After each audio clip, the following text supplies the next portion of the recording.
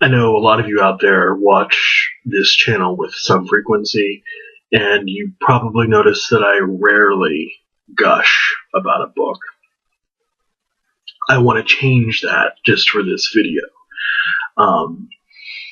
This book is probably the best book I've read in the last 6 months. And for someone who reads maybe 40 to 50 books a year, it's probably in the top 3 of the books I've read in the last 12 months. This is the book. It is called Summer for the Gods, The Scopes Trial and America's Continuing Debate Over Science and Religion by Edward J. Larson, who won the Pulitzer Prize in History in the mid-90s, I think, when it first came out. As I mentioned in the body of the review, the author, Edward J. Larson, is both a historian and a legal scholar. So not only do you get someone who can explain, if you need it explained to you, the science behind the Scopes trial and evolution, but also the legal arguments, which are just as interesting, I think, if not more so, than the science. The Scopes trial, occasionally referred to with both contempt and fondness as the monkey trial, has a life of its own. And much of that life has little or nothing to do with what actually occurred in Dayton, Tennessee during the summer of 1925, when William Jennings Bryan and Clarence Darrow met to defend the merits of the case, and demerits in Bryan's case. Lawrence and Lee's 1955 play Inherit the Wind, and the film based off of it 5 years later, form much of the basis for popular but ultimately false ideas that we have about the trial. And of course, it doesn't help matters that the topics of science and religion have been held, at least in the popular imagination, to be mortal enemies.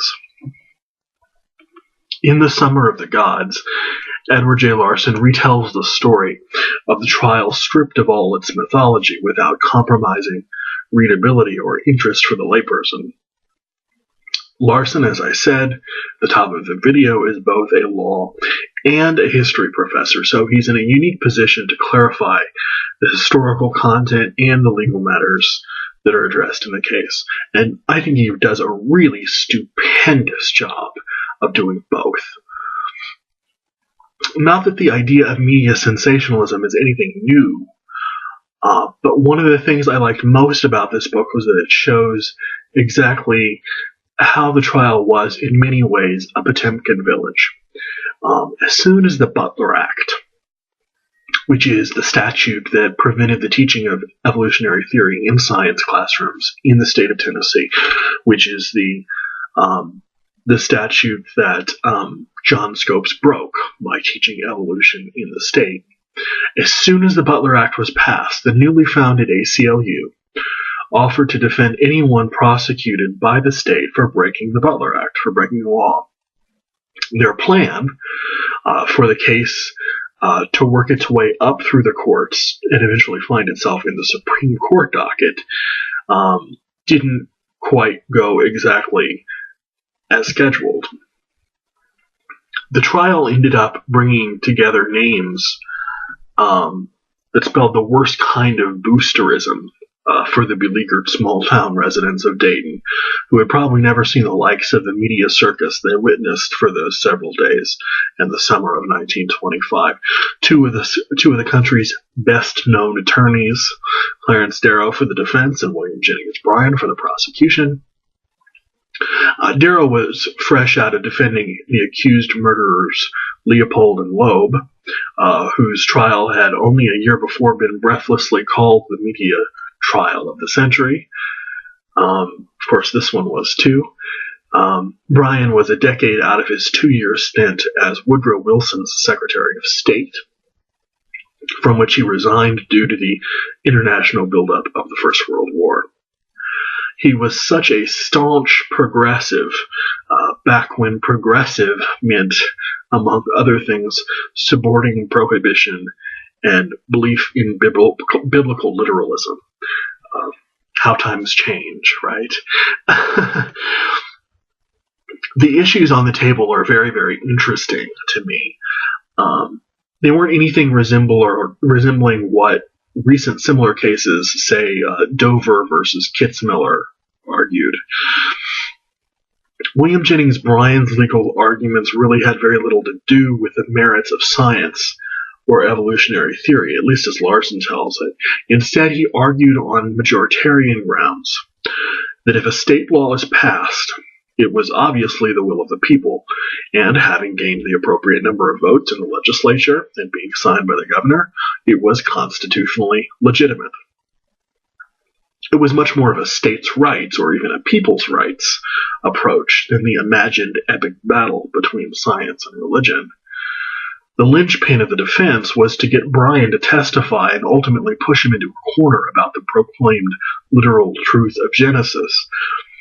A little spoiler alert, despite Darrow's attempt to utterly embarrass and confound Bryan by getting him on the witness stand and grilling him on the timeline of the events in the Old Testament, probably the most historically accurate part of the trial that people remember. The trial ends in a way that most people who don't know much about it wouldn't anticipate.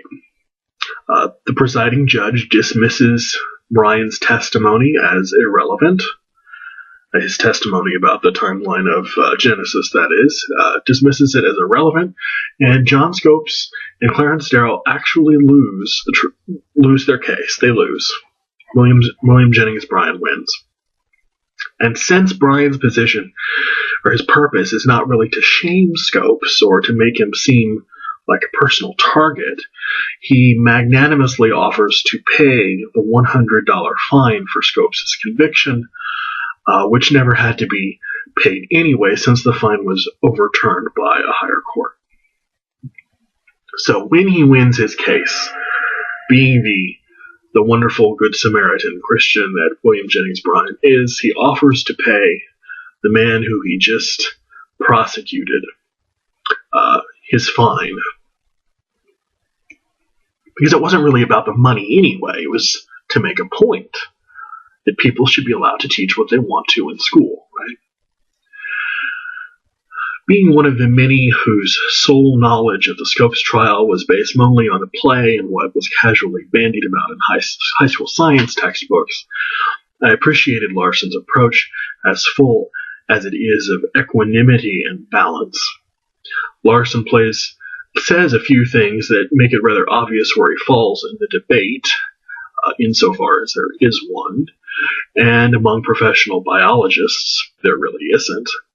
He can look down condescendingly on Bryan on the witness stand trying to defend his ultra-literal view of Genesis, but those of us who credit science where it is due have a hard time not having a little fun at Bryan's expense. Go read, then watch Inherit the Wind. Then, as a good counterbalance and some reliable history, read this. It's one of the best books on science and religion I've had the pleasure of reading in quite a while. Summer for the Gods. The Scopes Trial and America's Continuing Debate Over Science and Religion by Edward J. Larson.